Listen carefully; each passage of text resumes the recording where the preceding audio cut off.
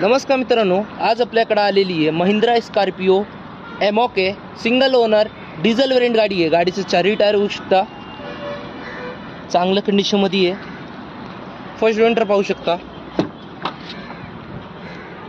Manual gearbox, power steering, power window आहे।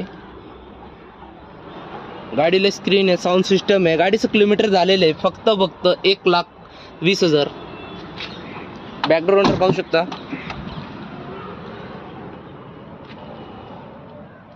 Clean चांगल्या condition मध्ये गाडी आहे मित्रांनो।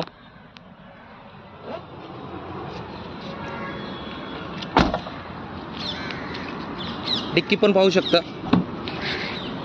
मागच्या साईडला पण 2 सीट बसवलेले आहेत।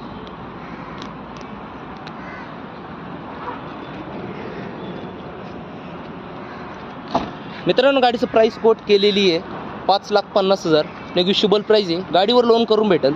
2014 ची सिंगल ओनर एमॉक। मित्रांनो, आपलं चॅनल नवीन असेल तर चॅनलला सबस्क्राईब करा, स्क्रीनवर दिलेला नंबर कॉल करा, जास्तीत जास्त शेअर करा। Visit for more cars. धन्यवाद।